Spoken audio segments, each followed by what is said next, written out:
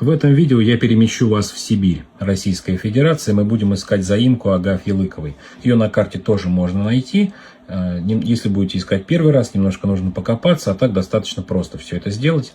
Агафья Лыкова – это знаменитая отшельница Российской Федерации, которая еще в 1946 году вместе со своей семьей староверов уехала из больших городов в связи с гонениями по религии, по религиозным вопросам, да, и они уехали далеко от цивилизации, поселились в тайге, да, рядом с Алтайским краем, в Хакасии.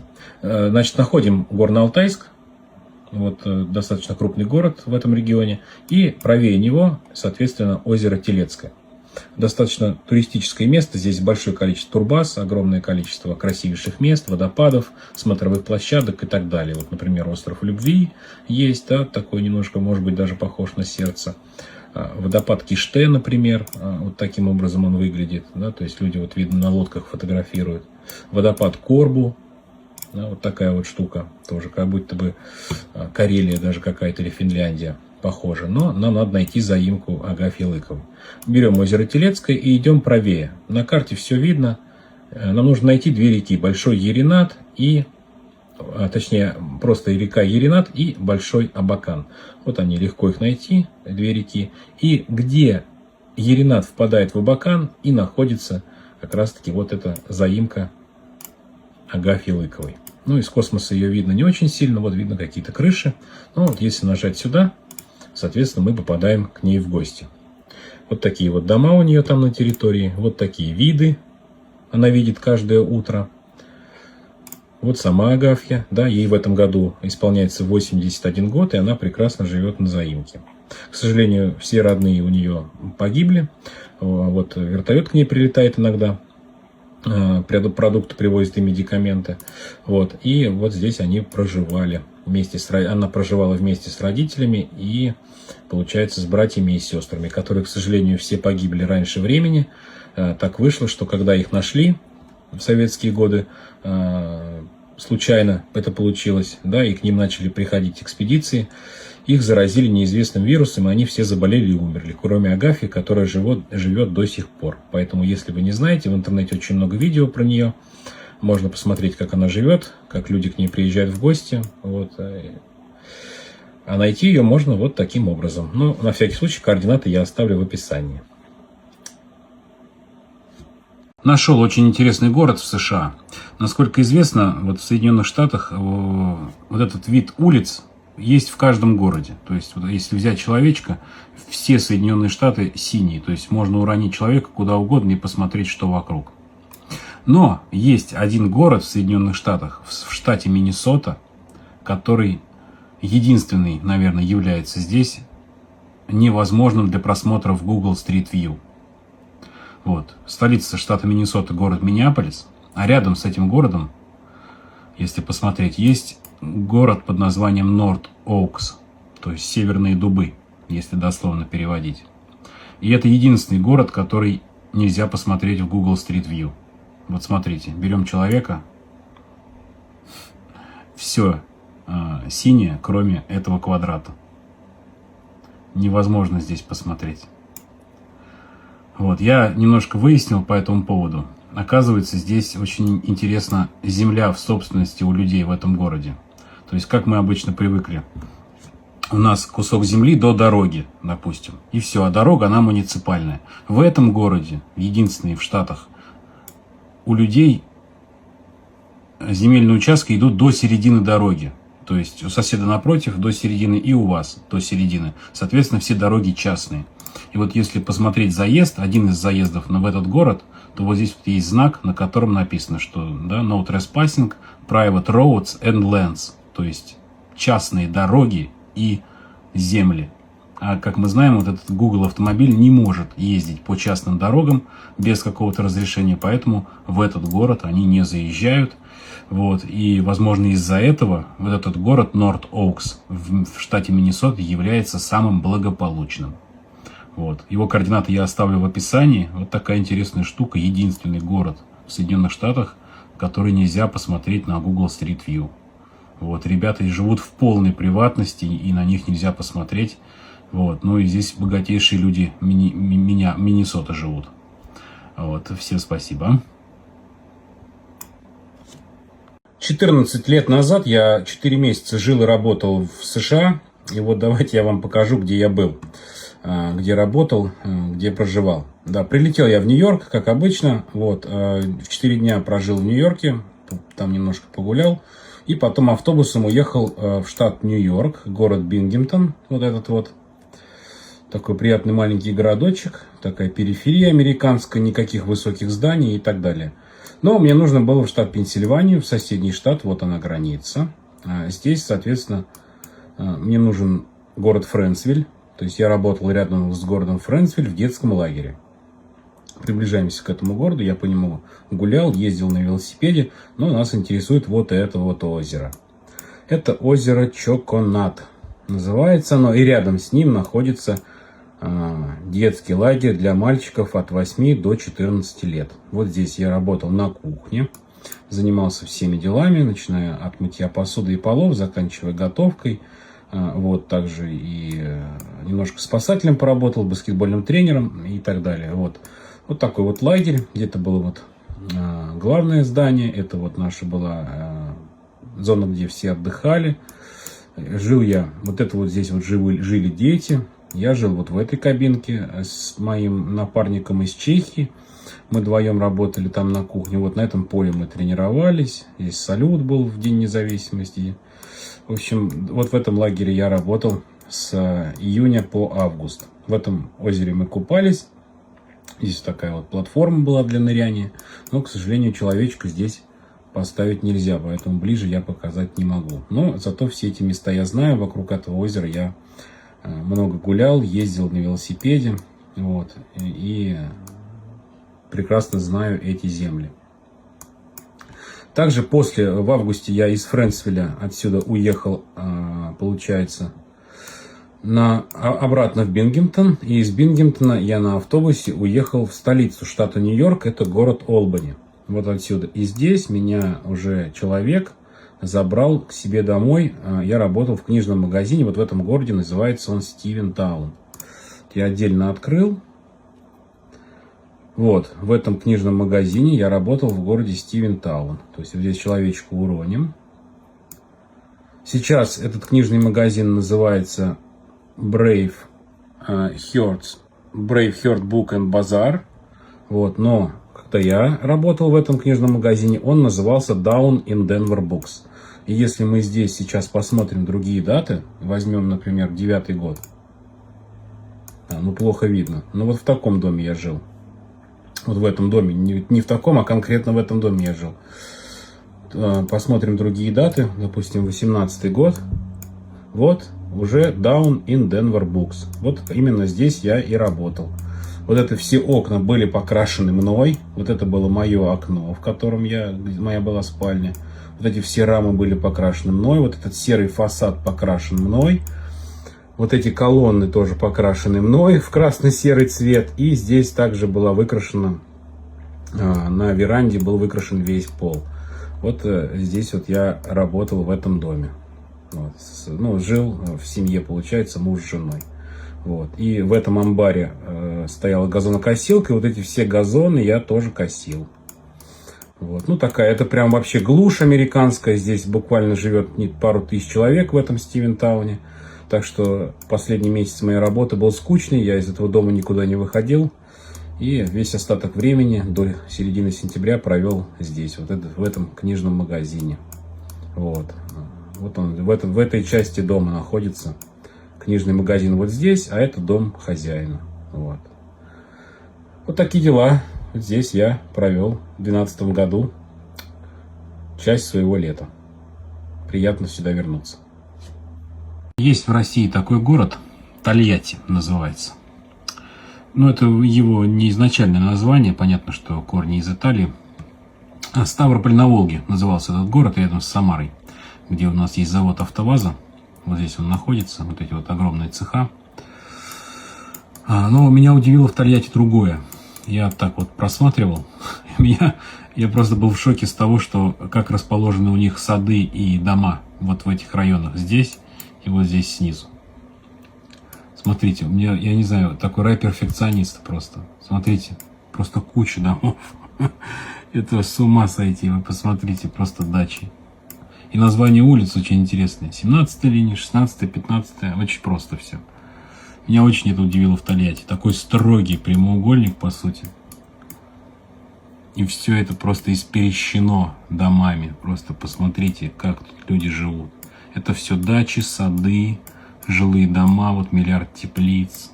Просто посмотрите, дом на доме. Я не знаю, сколько здесь соток у каждого в собственности. Наверное, сотки по 3, по 4. С ума сойти. И такая же штука есть ниже. Вот здесь, в прибрежной зоне. Тоже. Тут уже улица номер 50, номер 49, 48. То же самое. Дачи, жилые дома и все такое прочее. И береговая линия, конечно, офигенно захвачена. Вот. Просто как это на карте все выглядит, так интересно. Я вот такое наблюдение для себя нашел в Тольятти. Мне очень понравилось это. И отличается на самом деле от дачных домов, от дач, которые есть в других городах. Например, в Казани выглядят дачные вот дома такие вот таким образом. Да, то есть авиастроительный район, и здесь как бы вот так налеплено. Здесь такой некий сумбур есть, да, какие-то улицы так идут, какие-то идут так, вертикально. Вот, и авиастрой, я там был, достаточно так сложно там передвигаться. Вот. Или Нижний Новгород, например, если взять. Тоже своя ситуация с садами. Здесь, ну, вот так это все выглядит.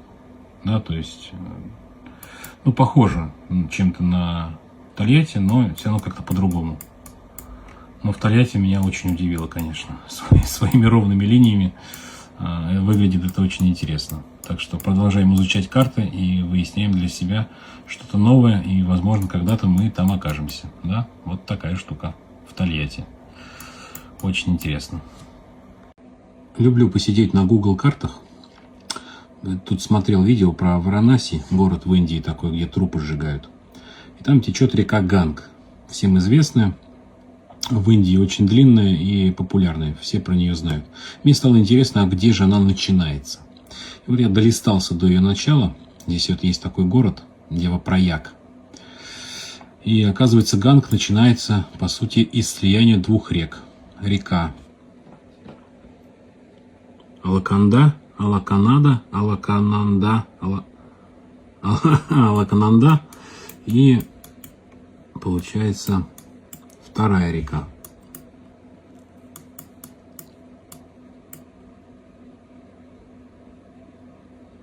Бхедширати. Вот такое местечко. Здесь сливаются две реки. Можно поставить человечка и посмотреть, как это выглядит с неба. Вот такая река. Очень интересно. Две горных реки приходят в одно место. И начинается великая река Ганг. Вот туда она течет и проходит через весь север Индии. Все же смотрели мультфильм «Вверх», где старенький дедушка улетел на воздушном шаре вместе с домом в поисках лучшей жизни. Как раз таки вот в Америке есть яркий пример как раз этого мультика, этого дома. Очень интересная такая штука. В городе Сиэтл находится. Первое, что приходит в голову про Сиэтл, это то, что там похоронен Брюс Ли со своим сыном. Вот, очень хотелось бы посетить их могилы, почтить память. Вот, в Сиэтле есть торговый центр, называется Ballard Blocks. Как мы помним по мультику «Вверх», там как раз дедушку пытались выселить из дома, чтобы построить какие-то здания. Да, его пытались выселять, пытались выкупить его землю. И вот в реальной жизни тоже есть такой пример в городе Сиэтл. Ballard Blocks называется такой район, торговый центр. Мы приближаем и видим, вот он такой большой, белый, интересный. И что же мы видим здесь? Мы видим здесь нишу и какую-то крышу. Давайте человечка поставим. Вот. И мы видим, что здесь нам машина перекрывает обзор. Сейчас немножко подвинемся. И мы видим дом, окруженный большим торговым центром. Вот эта история, на самом деле, уже 20 лет, больше 20 лет этой истории. В начале 2000-х как раз таки здесь стояли дома. Вот началась стройка, и все земли выкупили. А женщина, которая жила в этом доме, не захотела продавать свой дом, свою землю и до конца, скажем так, не отдавала, не позволяла ничего с этим сделать. Ей предлагали там $1 миллион, чтобы она продала свой дом, но она не соглашалась. В итоге там руководители этого торгового центра даже с ней подружились, там что-то до ее смерти. И вот таким образом увековечили после ее кончины, не стали разбирать ее дом, вот, и оставили все как есть. Очень интересная такая ситуация, напоминает фильм «Вверх». И что самое интересное в этом моменте, можно поставить другие даты, выбрать, сейчас 25-й год фотография, можно выбрать 2007, когда все это начиналось. И мы видим, что вот она идет стройка торгового центра, еще здесь пустые улицы.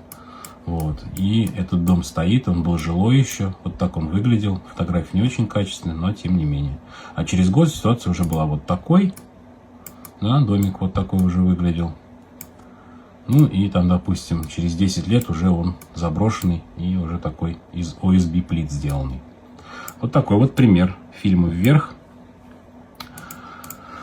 в Сан-Франциско. Есть такой вот дом, можете сами его посмотреть, координаты оставлю в описании. На дворе зима, холодно, захотелось на море. Вспомнил, как в 2000 году имел честь посетить Украину и 2 курортных города Коцевели и Семиис. Вот, и хочется вам показать пару мест, которые я посетил.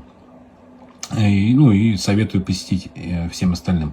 Вот, в Семиизе очень неплохой пляж есть, вот такой общественный пляж, он как бы такая дуга, вот, ну там галька, естественно.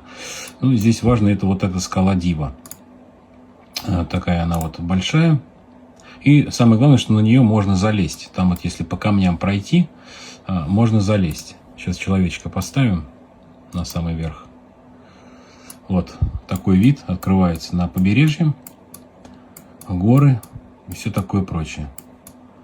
Вот. И там вот такая лестница, можно по ней залезть, вот по этим камням. Вот на этом пляже мы купались. И вот здесь по камням проходите и поднимаетесь наверх. Подъем, кстати, гораздо проще, чем спуск. На спуске страшнее, потому что ступеньки скользкие, вот, и страшновато было спускаться. Ну, плюс ветер такой дует, но зато очень хороший обзор. Вот, но самое главное, что здесь есть, это гора Кошка.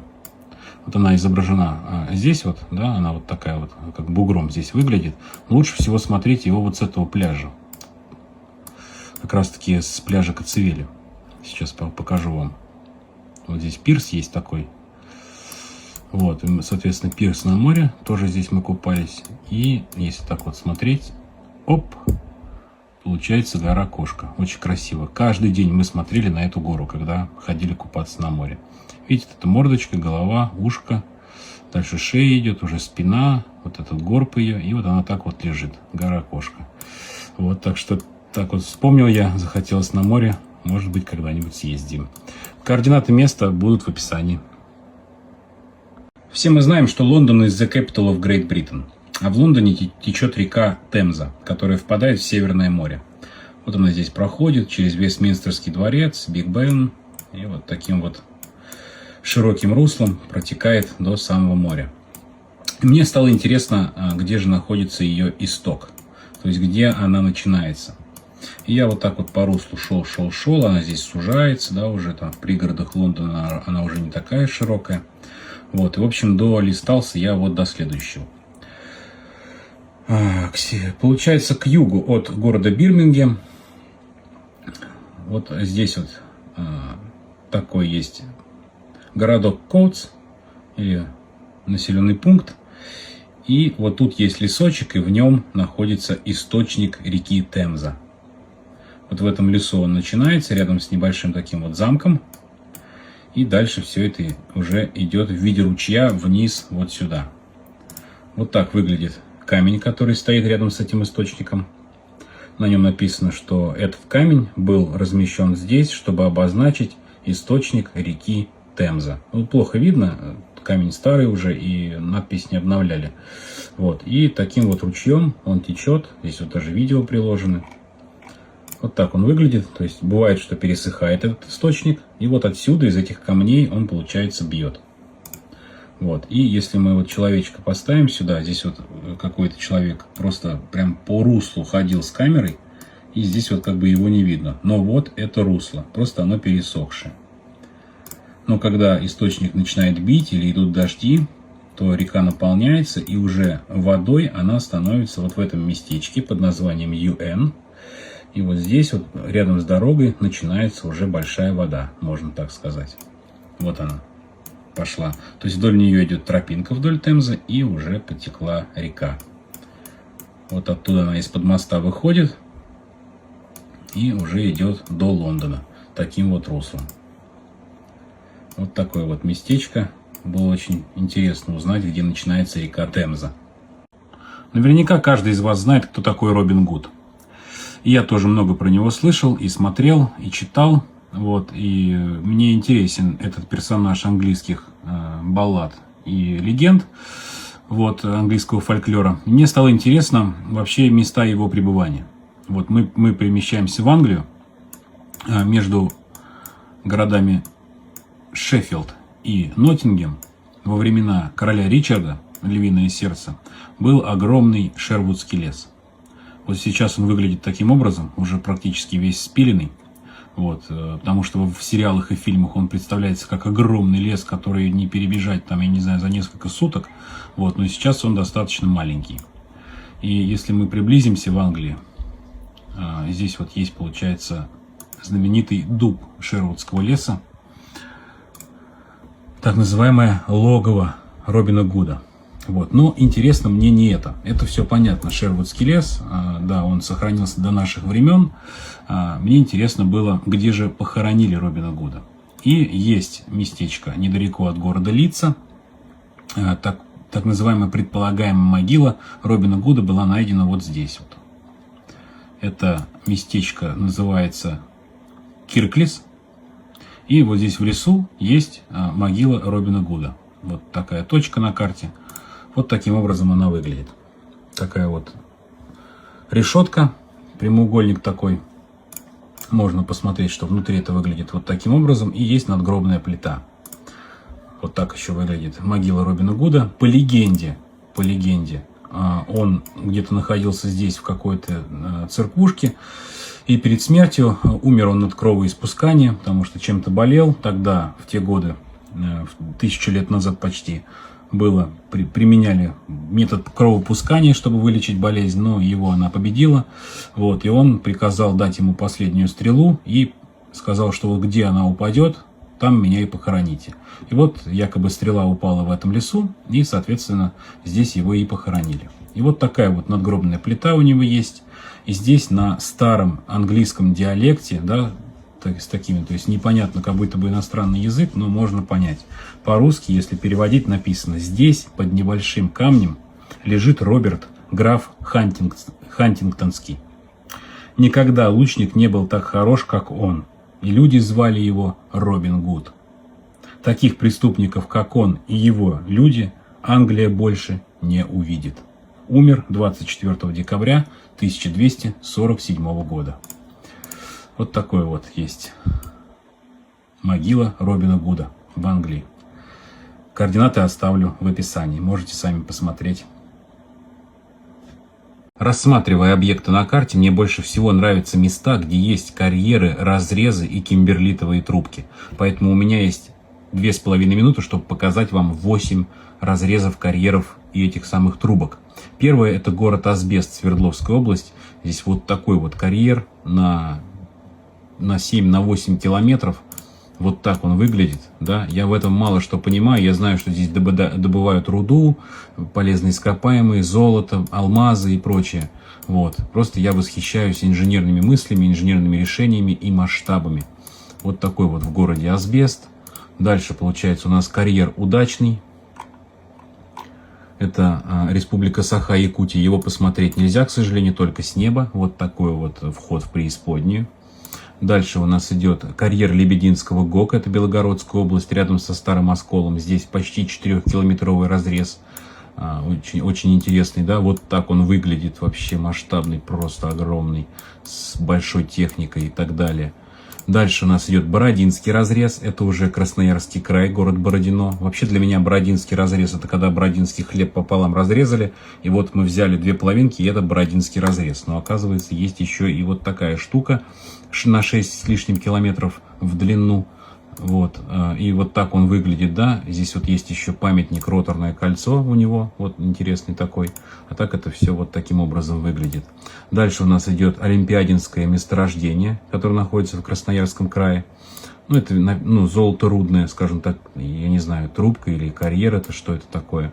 Вот, его тоже посмотреть нельзя, тоже вот такой вот воронка такая вниз с преисподней. Дальше идет Коркинский разрез, это Челябинская область, он видно, что уже не действует, потому что залилось водой. Да, вот так эта штука выглядит сверху, уже с снегом, ну, здесь со снегом еще, вот фотографий мало, поэтому как бы что есть, то есть. Есть Ковдор, это Мурманская область, тоже получается почти 3-километровая трубка. И в Мирном, естественно, последний — это кимберлитовая трубка в Мирном, где был найден самый большой алмаз в СССР под названием 26-й съезд КПСС. Это вот я знаю, да, это алмаз в 342,5 карата, или там почти 68,5 грамм он весит. И вот так он выглядит. Вот, я закончил 8 карьеров. Спасибо. Один подписчик попросил меня рассказать про реку Нил. Давайте же сейчас переместимся в Африку, найдем ее исток и устье. Но сначала пару слов про эту реку. Нил является крупнейшей по протяженности рекой в Африке. Ее расстояние от озера Виктория до Средиземного моря составляет 5600 километров. Вот такая вот длинная река, естественно, со всеми притоками, там бассейнами и прочим, ее длина составляет около 7000 метров. Она соревнуется с Амазонкой по самой длинной реке в мире и так далее. Но мы сегодня рассмотрим как раз-таки ее начало от озера Виктория. Это озеро находится в Уганде частично. Вот, чтобы найти нам исток, нужно попасть в Кампалу. Оттуда направо мы перемещаемся в город Джинджа. И как раз-таки в этом месте и находится исток реки Нил. Вот в этом месте озеро Виктория переходит в реку, и все это дальше течет до Средиземного моря. В этом месте очень так много развлечений всяких разных и мест для рекреации. Вот, пару из них покажу. Это первое, это смотровая площадка, с которой открывается отличный вид на исток. Да, вот это озеро Виктория, вот так он переходит в Нил. Здесь вот есть такой интересный домик, чуть позже я про него расскажу. Также здесь есть зиплайн, на котором туристы и гости парка могут прокатиться над рекой. Достаточно экстремальный такой вид развлечений. Да, вот люди на зиплайне спускаются вниз. Таким вот образом очень классное развлечение. Вот. Также здесь есть памятник Махатму Ганди. В этом месте был развеян его прах. И вот табличка нам об этом сообщает, которая вот на этом памятнике. Сейчас я вам ее прочитаю. Да, вот здесь написано, что Махатма Ганди умер 30 января 1948 года. И здесь написано, что это как бы всеобщий апостол мира и ненасилия. Мира и ненасилия, чей прах был развеян на реке Нил в 1948 году. Вот, очень такое интересное место, тоже знаменательное. И вот я покажу вам сейчас домик, вот этот вот, который находится прямо посередине, в начале истока, со знаменательной табличкой, вот, что это самая длинная река в мире, Нил. Да, вот такое вот место. Ребята, африканцы, себе тут соорудили такой домик. Молодцы ребята, обозначают все правильно. Вот. Ну, классно сюда попасть, люди сюда попадают, фотографируются с этой табличкой на ее фоне, вот, и, соответственно, как бы отмечают для себя то, что были в самом начале величайшей реки. Ну, а ее исток находится уже в Египте, это город Александрия, рядом с ним есть местечко под названием, Бурж-Рашид или просто Рашид, и здесь вот как раз-таки вот таким образом все это выходит в Средиземное море. Спасибо. Помните этого молодого человека, который рассказал нам увлекательную историю, сидя на этой скамейке? Это фильм «Форест Гамп», конечно же. И актер, который сыграл роль Фореста, Том Хэнкс, получил за эту роль Оскар. Давайте найдем сейчас это место, где он сидел. Это культовое местечко. Перемещаемся в Соединенные Штаты. На этот раз нам потребуется штат Джорджия. Находится он, соседний штат от Флориды. И в этом штате нам потребуется прибрежный город Саванна. Вот здесь он находится, на границе с Южной Каролиной. И как нам найти то местечко, где он снимался, этот фильм? Да, вот эта сцена со скамейкой, где к нему подсела девушка, он начал ей что-то рассказывать и кушать конфеты. Вот, видим, что сзади есть сквер, деревья растут, памятник стоит. Вот, так что давайте сейчас этот сквер найдем, этот парк. Вот. Найти этот парк на самом деле несложно. Вот в Саванне, по сути, вот в этой рабочей части города, мы можем найти кладбище. Вот этот Colonial парк, его, в принципе, легко найти, зеленый квадрат такой. И следующий сквер вот этого кладбища и есть нужная нам точка на карте. Давайте еще один момент. Эта скамейка стояла с северной части парка, поэтому мы вот на северную часть сейчас человека и поставим.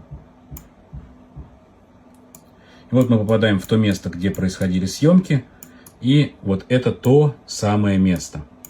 Видим вот это дерево, видим вот этот памятник и сравниваем с фотографией. Вот это дерево, вот еще один кадр, вот опять же это дерево, этот памятник. Вот. Это то самое место, северная часть парка. Здесь раньше стояла скамейка. Ну, естественно, ее отсюда убрали. Я об этом сейчас чуть позже расскажу.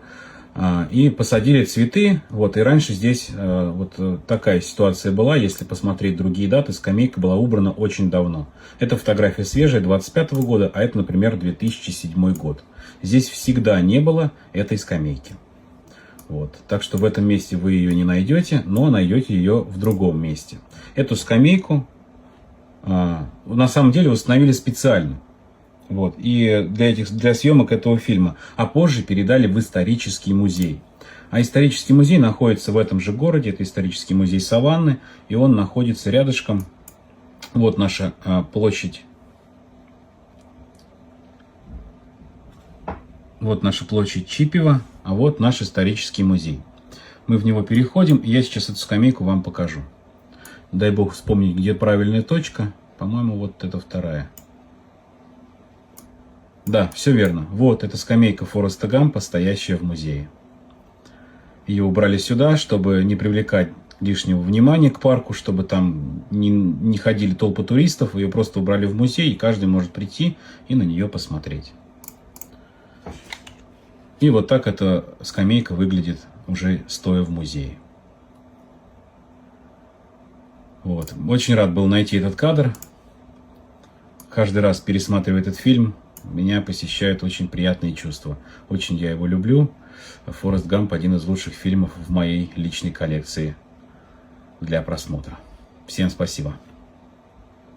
Еще со школы на уроках географии нам рассказывали про самые крайние точки России. Например, такие как земля Франца Иосифа на севере, или остров Ратманова на востоке, там, или город Дагестана на юге, или погранзастава на западе, в Калининградской области. Но нам никто не рассказывал в школе про центр страны. Где же находится географический центр России? Это задача моего видео, сейчас вам все расскажу. Значит, мы переходим поближе к Красноярскому краю. Именно здесь находится географический центр России. Я вот для вас его нашел. Найти его на самом деле самостоятельно тоже несложно. Находим Дудинку и Норильск. И рядом с ним есть Путаранский государственный заповедник. И нам нужно, по сути, найти самое последнее озеро, которое находится вот на юге этого заповедника. Это озеро называется Виви. По сути, оно одно из самых вот последних. И географический центр находится почти в самом конце этого озера. То есть географическая точка, она находится немножко на берегу, вот здесь вот в лесу. И надо приблизить очень максимально близко. И тогда у нас появится возможность изучить географический центр России. Вот. В 1992 году рассчитали и установили стелу 7-метровую. Вот так она выглядит. С двухглавым орлом. Прямо в самом центре страны. Вот. А силами ивенкийских строителей была построена часовня Сергея Радонежского. Вот так эта часовня выглядит. То есть вот такой вот центр России. И на этой стеле написан следующий текст. что это географический центр, центр территории Российской Федерации. Написано координаты: озеро Виви и Винкийский автономный округ, Красноярский край. Ну и поставлена виза тем, кто это все рассчитал. Компании Роснедра. Вот такая вот штука. Никто нам про это не рассказывал, но у нас тоже есть такое место, как географический центр. И озеро Виви достаточно красивое, и если посмотреть оттуда фотографии, даже навевает какой-то Норвегией. Ну, это нетронутая природа человеческими руками. Вы посмотрите, да, то есть какие виды на этом озере. Естественно, сюда и туристы приезжают, вот, и рыбалка, и, ну, скорее всего, красноярцы, кто в Красноярском крае живет. То есть это достаточно красивое место, нетронутое природой, природа не тронута человеческими руками. Вот такое вот место. Что первое приходит вам в голову, когда вы видите вот такой вот вид улицы? Наверняка уже ярые фанаты поняли, о чем я говорю. Давайте вскрываем карты. Это знаменитый переход, на котором сфотографировались группа Beatles. Abbey Road, 11-й студийный альбом. Обложка для этого альбома была снята вот на этом пешеходном переходе. Я для вас его нашел. В сентябре 1969 года вышел этот альбом. Вот, ливерпульская четверка сфотографировалась в Лондоне для обложки своего альбома. Здесь получается слева у нас Джордж Харрисон, это Пол Маккартни босиком, между прочим, да, это Ринго Старр и Джон Леннон. Давайте же я вам покажу, где найти эту локацию. Мы попадаем в Лондон, здесь у нас недалеко от центра, по сути, это все находится, да, ориентир у нас будет вот этот вот Риджент Парк. Вот, идем немножко левее и видим, у нас здесь есть поле для крикета. Да, оно называется Марильбоун Крикет Клаб, крикетный клуб, вот это его стадион. Кстати, крикет, да, интересный спорт. И, кстати, вот есть информация, что с 28 года на Олимпийских играх в Лос-Анджелесе крикет, по-моему, с 900 года возвращается на Олимпийские игры. Вот такое событие нас ждет в Лос-Анджелесе, но мы не об этом. Чуть-чуть южнее от этого стадиона мы попадаем на вот такой вот перекресток Abbey Road.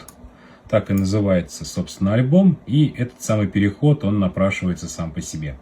Давайте мы сюда человека уроним. А нам это не нужно. Вот, мы уже здесь, как раз-таки вот в этом месте. Сейчас я поближе поставлю. Это вот обзор с другой стороны.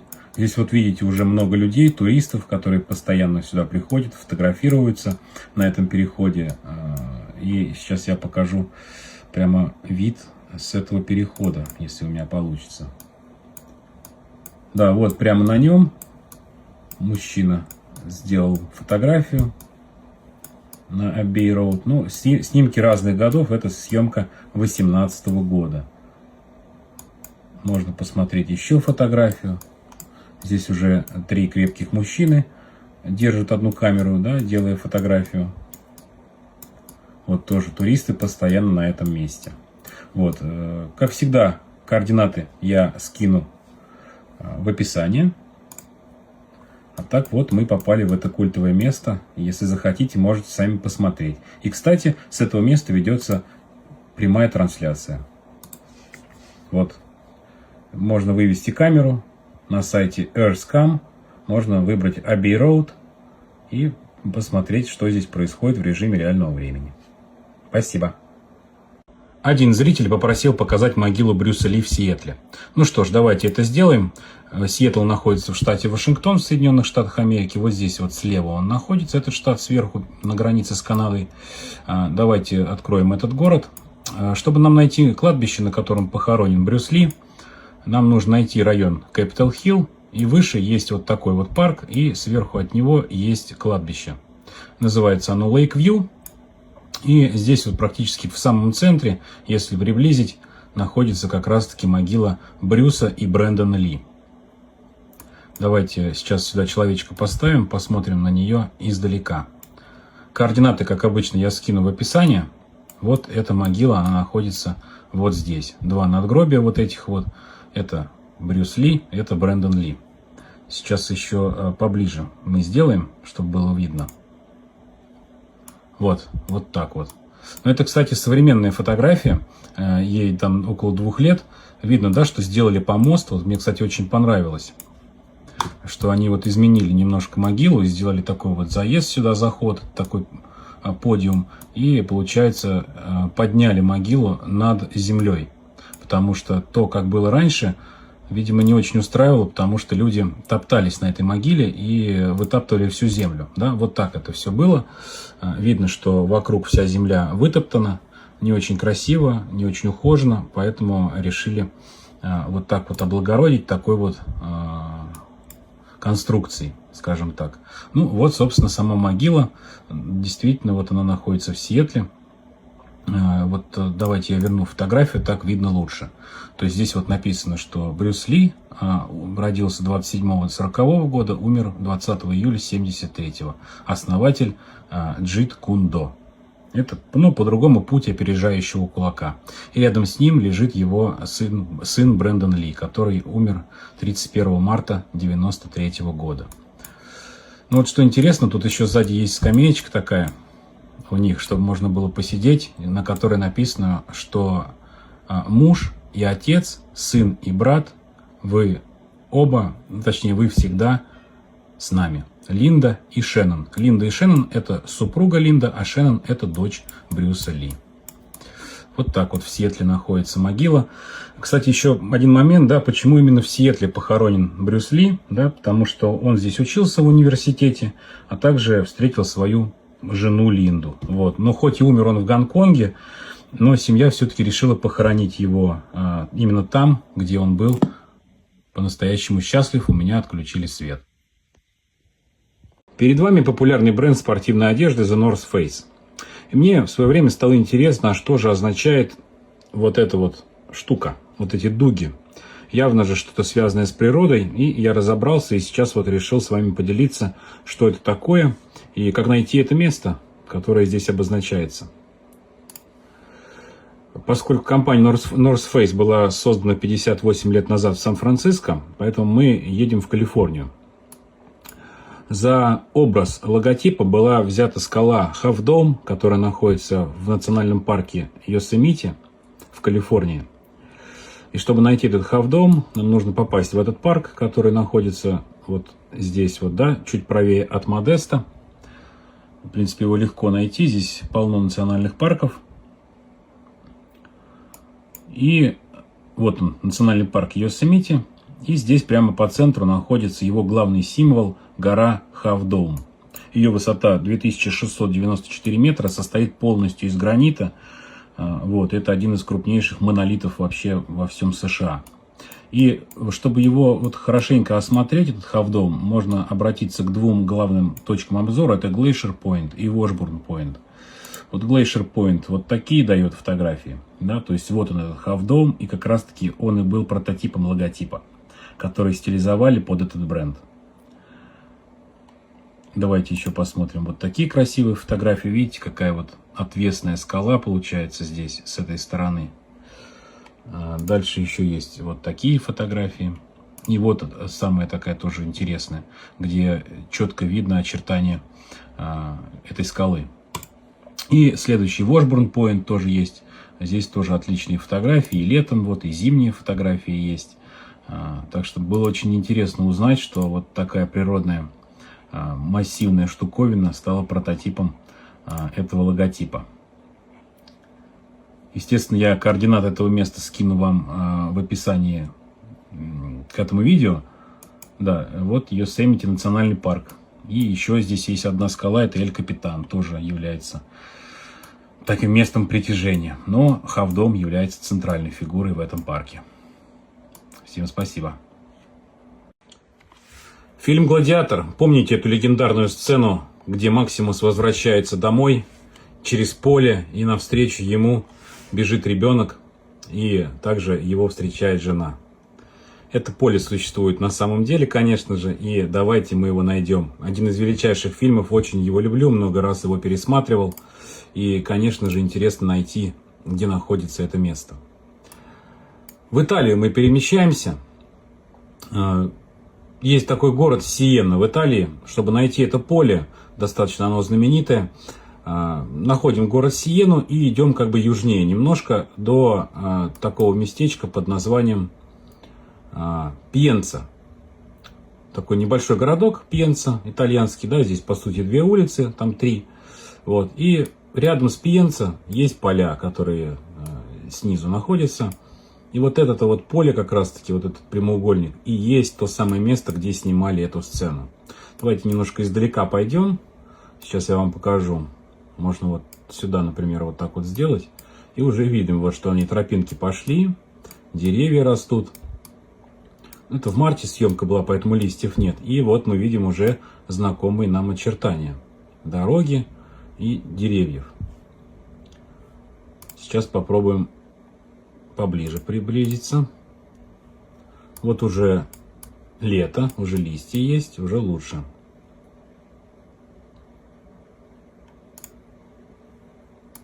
Вот это съемка с воздуха этого места. Вот та самая дорога и вот это самое поле. Но единственное, что, смотрите, что сделали фанаты. Конечно же, весь мир приезжает на эту локацию, и все здесь пытаются повторить этот кадр из фильма. И, конечно же, все поле это истоптано следами. Уже никакая растительность здесь не растет, обычная трава. Видите, люди все истоптали. Ну и давайте финальный кадр вам покажу. Тот самый, да, который снят прямо с этого места. Вот люди фотографируют, туристы, по очереди, наверное. И вот, соответственно, так это все выглядит. Прямо как в фильме. Видите? Ну, примерно так же. Вот. Это было снято вот здесь, в этом месте, рядышком с городком Пьенца, что находится недалеко от Сиены. Координаты этого места я оставлю в описании. Можете сами пройти и побыть немножко в роли Максимуса, поставить себя на его место и насладиться этим шикарным видом. Всем спасибо. Ребята, мне пришел заказ. Мы находимся в Казахстане, город Астана, его столица. Вот так выглядит заказ моего подписчика. Тамерлан Анес попросил сделать обзор на реку Ишим, которая протекает в Астане. Ему интересно, откуда она начинается. Давайте выполним этот заказ. Вот эта река Ишим, которая протекает здесь. Она проходит, как я люблю, прямо в черте города, по центру. Здесь сделано благоустройство этой реки, набережной, центральный парк. Но мы заострять внимание на Астане сейчас не будем. Давайте я вам быстренько покажу красивый мост, который здесь есть на проспекте Кабанбай-Батыра. Он такой вот подвесной и такой вот получается из одного края в другой. То есть, да, с одной встречки на другую. Не как мы привыкли, а вот такое интересное инженерное решение. Мне очень понравился этот мост, классный. Но давайте не будем на нем заострять внимание. Найдем исток этой реки, я проследил. Вот, и здесь, конечно, карты немножко дурят, да, какие-то пятна интересные, но вот давайте я покажу. Примерно в 130 километрах от Астаны, по прямой, если смотреть, находится в районе села или деревни Крещеновка и Приишимская. Здесь вот есть такой ориентир, это вот эта гора Нияз Тауи. Как раз таки она является началом этой реки. То есть все реки, которые стекают, вот они сюда вниз, в долину, и формируют эту реку Ишим. И я вот посмотрел, вот эти все реки собрал в одну, и все они собираются вот в этой вот точке. Координаты этой точки я вам напишу в описании. Соответственно, сможете забить их в навигатор и даже приехать к этому месту. Вот видно, что тропинки наезжены, люди сюда приезжают и, видимо, знают, что здесь начинается ваша любимая река Ишим, которая протекает в Астане. И вот она такими маленькими руслами течет, течет, течет и попадает потом уже, соответственно, в Астану. И я проследил до конца, где она впадает, и в какую реку, и выяснил вот что оказывается эта река проходит через границу Казахстана с Россией, вот, и Тюменскую и Омскую области захватывает, и в Омской области в городе одноименном Усть-Ишим находится ее устье, где вот река Ишим впадает в реку Иртыш. Вот в этом месте это происходит. И вот мы закончили с этой рекой. Нашли ее начало и конец. Но чем меня удивляет эта река, удивляет тем, что она очень старая. Вы посмотрите, как она режет русло. Это все новые русла, а вот они старые русла, которые были у нее. Представляете, сколько столетий должно пройти, чтобы река вот таким образом меняла свое русло. То есть реки, они же живой механизм, они меняют русло, они загибаются. И это с ума сойти, вот такие вот пируэты исполнять. Это просто очень древняя река получается. Вот такой вот обзор. Большое спасибо за заказ. Казахстану привет. Надеюсь, вам понравится. Спасибо. В этом эпизоде нам потребуется страна с самым длинным официальным названием в мире. Соединенное Королевство Великобритания и Северная Ирландия. Посмотрите вот на это. Это Гарри Поттер, Дары смерти, первая часть, известная сцена с похоронами эльфа Добби. Домовика эльфа. Погиб он в этой части, и вот его хоронят. Такая вот сцена. И Гарри Поттер сам лопатой, получается, копает могилу эльфу. И мы видим вот такой вот прекрасный вид. Главные герои несут Добби к его могиле. Давайте же найдем это место. Неспроста у нас открыта Великобритания. Культовое на самом деле место, стоит того, чтобы его найти. Перемещаемся на карту, и найти это место, найти этот пляж очень просто. Нам нужно попасть в страну Уэльс. Она находится слева на острове Великобритания. И в Уэльсе есть такой вот мыс или полуостров, скажем так. И нам нужно на самый его юг. И сразу этот пляж, он виден вот такими двумя белыми точками. Давайте приблизим. Вот тот самый пляж, где похоронили домовика Добби. Давайте немножко прогуляемся по нему. И попробуем восстановить прям почти кадр в кадр, как в фильме. Я вот так вот сейчас человечка поставлю, например, вот сюда. Да, и мы уже имеем что-то похожее. Но это не совсем то. Здесь вот есть небольшой такой монументик в честь Добби. Да, лежат носки, написано Добби. Вот домовой эльф. Rest in Peace и так далее. Такой небольшой. Но самый главный монумент, который мы ищем, чтобы все получилось, как мы хотим, находится вот тут чуть дальше. Это такая съемка с неба. Вот тот самый пляж, на который они трансгрессировали и попали. Здесь дом еще стоял. И вот под камерой находится тот самый главный монумент. Смотрите, сколько камней фанаты сюда натаскали. Давайте пониже опустимся. Я вам покажу, что я имел в виду в начале. Вот она, это самая могила Добби. И если так вот смотреть, то практически кадр в кадр у нас место. То есть ребята копали вот тут, там вот мы видим вот эту скалу, вот эту какие-то камни на пляже, и здесь то же самое, вот камни, вот скала. И вот ребята копают. Здесь вот могила Добби, тоже на камнях написано, что здесь лежит Добби, свободный эльф. Добби был хорошим эльфом. Вот. Теперь вы знаете, где была снята эта сцена. Координаты я скину в описании к видео. Вот. И такой вот шикарный вид в Уэльсе на этот пляж. Давайте поговорим про Москву, но не про сам город, а про реку, которая через него проходит. Одноименная река Москва. Она проходит через самый центр города, около Кремля и проходит, захватывает несколько районов. Мне стало интересно, где же эта река начинается.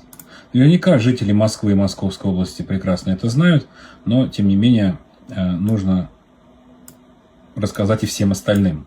Я вот начал по руслу путешествовать, то есть отслеживать, как она течет. Да, вот захватываю тут район Строгино, дальше она выходит из Москвы в Московскую область. И вот я по руслу шел. И вот к чему я пришел.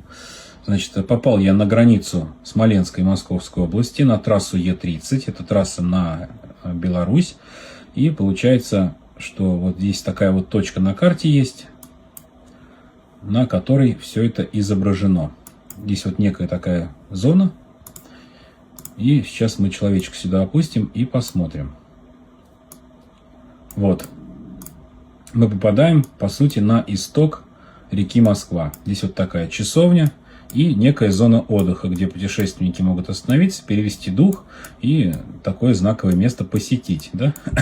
Вот беседочки здесь, скамейки, можно посидеть, чаю попить, может быть, даже шашлыки здесь делают. Вот. И такой вот знак висит: исток реки Москва. Но если я вот смотрел со спутника, видно, что река начинается в этом лесу, и дальше она течет наверх туда, за лес. То есть мы вот, получается, берем и нужно посмотреть. Да, Москва-река начинается в лесу, дальше попадает вот в это большое озеро. Из этого озера она перетекает вот в этот маленький водоем. И из него уже выходит ручьем, вот попадает в это русло. И уже дальше нужно отслеживать, потому что здесь не подписано, что это Москва-река, но мы понимаем, что это она. Вот она себе пробивает сюда, вот получается, в Твердики и в Дровнино, между ними протекает. Дальше уходит вот сюда руслом, и через поле она проходит. И вот здесь вот таким большим водоемом на картах упоминается, что это река Москва. И дальше она уже идет вот через лес, вот здесь вот она проходит уже, и дальше заходит в Смоленскую область и так далее до Москвы. Вот. И нужно понимать, что река Москва не такая длинная, она проходит через всю Московскую область и заканчивается в Коломне. Очень жалко, кстати, что в Коломне река Москва проходит по окраине. Да? То есть, если бы она проходила вот по центру города, они бы имели отличную набережную. Но здесь, к сожалению, река Москва идет поверху, как бы в обход города, и получается, что вот здесь вот есть даже стрелка реки Москва-реки и Оки. Москва-река впадает в Оку. Вот такой вид здесь получается. Широкая река Ока, и вот река Москва в нее впадает. Ну, насколько известно, у реки Москвы есть еще один выход. Вот здесь вот в районе Крылатского есть подъем у нее наверх, и начинается, по сути, канал имени Москвы, который идет вплоть до Волги. Вот, если мы, соответственно, поднимем на север все это дело, река Москва впадает в Волгу в городе Дубна. Вот здесь вот. Ну, это такое номинальное как бы впадение в другую реку. Вот так она впадает в Оку, а это все сделано было руками для того, чтобы соединить Москву с Волгой и чтобы можно было до Каспийского моря на кораблях доехать. Вот такая история. Здесь вот есть большой Волжский маяк. Тоже такое знаменательное место. Красивое. Очень интересное. Надеюсь, было полезно. Всем спасибо. Всегда было интересно находить какие-то локации из популярных фильмов. «Побег из Шоушенка». Помните эту легендарную сцену, где Ред находит тот самый белый дуб, о котором в письме ему писал Энди Дюфрейн? Вот в этой сцене он нашел это дерево, где в камнях он находит посылку от Энди, и потом едет к нему навстречу, и они воссоединяются как друзья. Мне стало интересно, где же находится это дерево. Захотелось найти это место, и сейчас я покажу это вам. В Соединенных Штатах Америки нужно найти штат Огайо. Съемки этой сцены происходили там. Значит, находим здесь на карте местечко под названием Ньювиль. Да, рядышком есть озеро Pleasant Hill, такое вот оно, с изгибом. И получается, чуть-чуть севернее Ньювилля есть дорога под названием Pleasant Valley Road. И вот на ней-то как раз и стояло раньше это дерево. Вот в этом месте, на этом поле. Давайте человека сюда поставим и увидим, что на данный момент вот здесь вот дерево стояло, его сейчас здесь нет. В 2011 году в это дерево ударила молния, и уже потом в 2016 году ветром он был повален. Этот дуб был повален, и его распилили и убрали отсюда с поля. Есть в интернете несколько фотографий. Вот эта фотография как раз-таки после того, как молния ударила в него, да, то есть располовинила дерево. Вот так это дерево выглядело в 2011 году. Вот такая каменная кладка к нему шла.